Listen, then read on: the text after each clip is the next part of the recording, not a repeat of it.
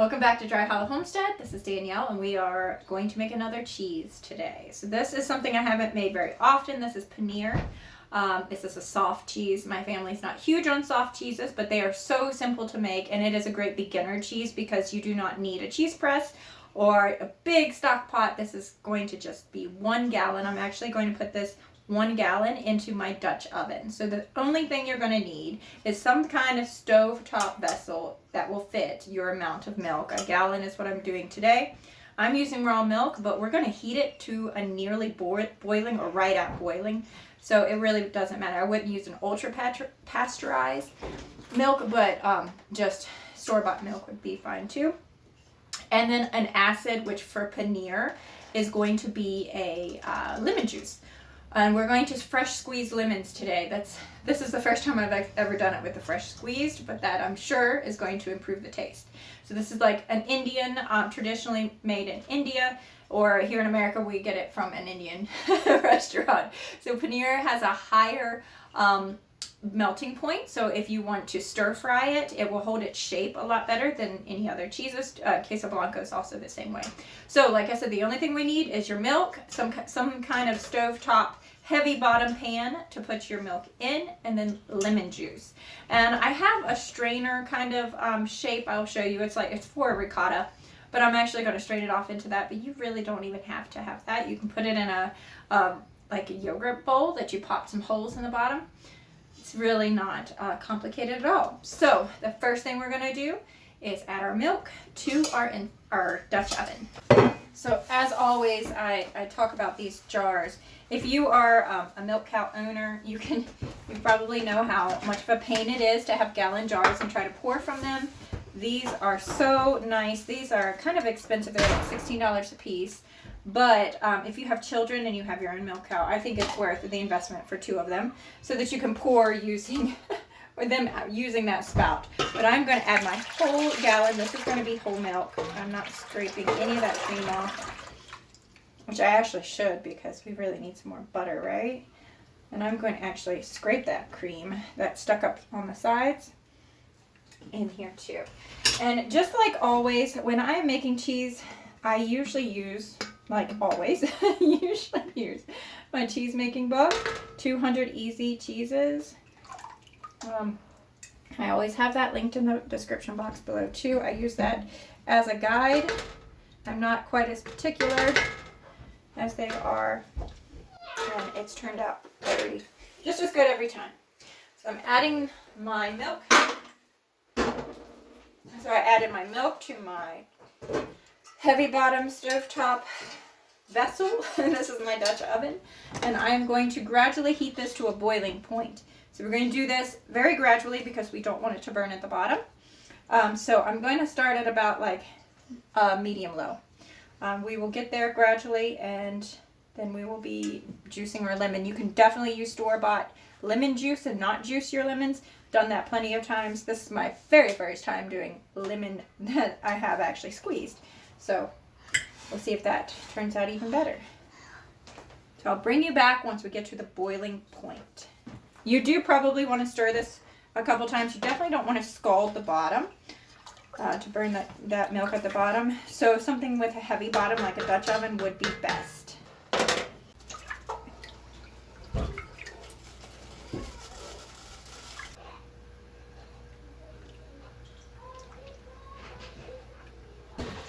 I have turned this heat up on medium high, more like high, because I'm being impatient. And I have done this before and ruined my paneer. I actually had a video I was filming for you guys probably 2 or 3 months ago. And a goat got out. One of our lovely goats got out, and I chased it all over the neighborhood and burnt my paneer. In the process, I left the burner on. Didn't know how long I would be. That was not smart, so stay with it if you do this. So I'm getting there pretty close. I can see a lot of steam. We haven't boiled yet. But I'm going to go ahead and get my press. It's not a press. Our strainer. That's what it is. I'm going to go ahead and sanitize my strainer. So I'm actually doing this on top of a bowl. You don't have to do that. You can do this right over your sink. But I have my cheesecloth. And then I have this little ricotta thing. You don't have to do it in a ricotta thing. You can do it just in your strainer. But I have this and I haven't used it, so I'm going to use it. So I have the little ricotta shape inside my strainer, and then on top of that is my cloth, and then I'm going to pour boiling water. This is how I sanitize. This is the only way I've ever sanitized any of my stuff that I put my cheese in, and let that soak through really well. And then I'll pour that boiling water out of the bottom. You know, I won't keep boiling water in there. And then we'll be ready whenever the cheese comes to the surface. We can pour it into our colander, which has a cloth-lined colander. So I still don't see boiling happening here, but you can hear my kettle going in the background. I really enjoy having one of those kettles. That way I can not use my stove top for everything. But having that kettle getting to boiling to sanitize this. Still waiting for boiling to happen here. And then for 1 gallon of milk, we are actually going to add a quarter cup of lemon juice. Like I said, this time it's fresh squeezed, but I've used bottled lemon juice every other time and it's worked just fine. It's such a simple cheese to make, and with great results, delicious results. It's something you can do without any press or a lot of the cheese making utensils that are an investment.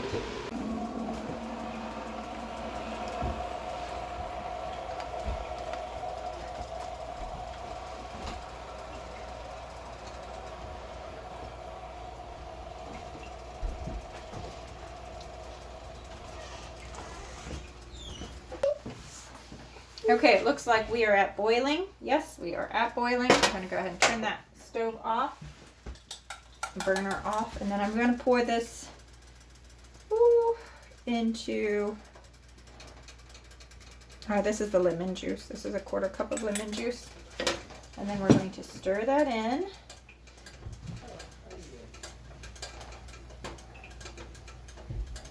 And we should see the cheese come to the top.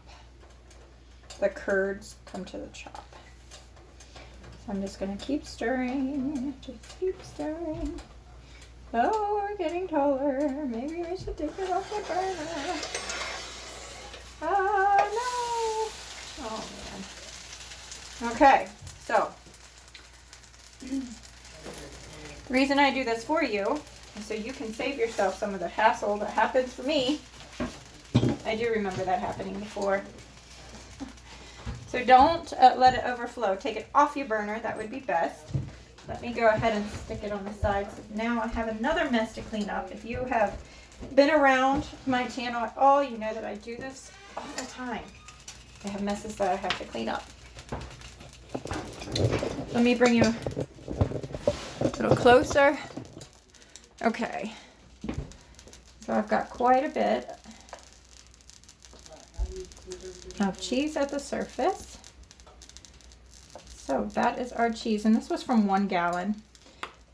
So next time I will still do it in this container. I would just pull it off a little faster, and I do remember that happening.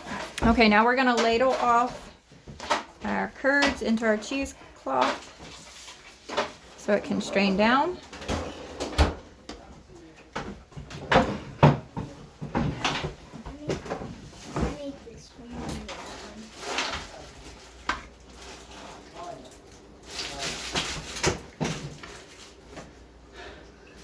A ladle would be better. Not a ladle, a strainer.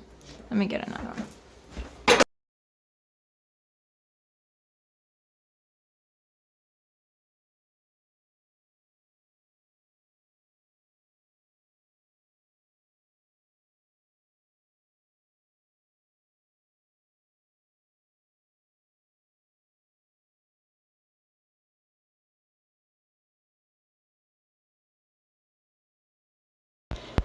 At this point, we have already strained off all of our curds. We're going to rinse them with cool water. So that's this step right here. Our next step in the process of paneer is to pick up our cheesecloth and just twist it and get as much of the liquid out as you possibly can. We're just squeezing out as much as we can there. This is normally at the point where I stop and use this as a fresh cheese. I usually skip the next little bit, but I want to show you exactly how you're supposed to do it, not just how I do it. So this normally I squeeze out as much as I can, and then I go ahead and use it. But the directions also say, for the directions, you're supposed to put it on a plate and then put some kind of weight, something that weighs, they say usually like 2 pounds, on top of it, and put it in the fridge overnight.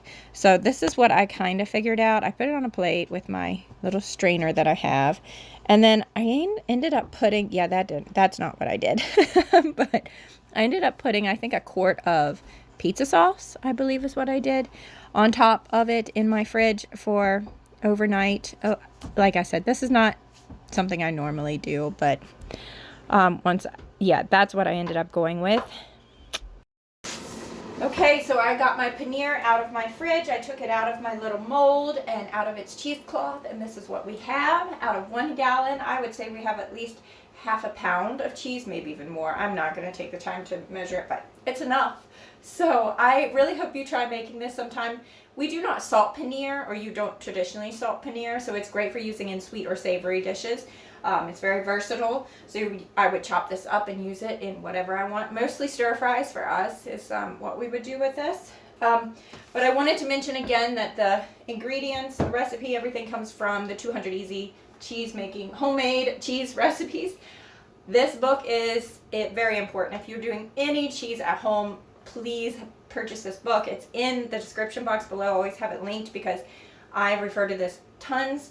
When you're using raw milk, definitely watch my tutorials, because you're not going to go exactly by the ingredients that they say. It's going to be a little bit different, but this is not, this is raw milk, but it doesn't matter because it's to the boiling point, so this was not different. I followed the directions in that book, and I highly suggest that you get it.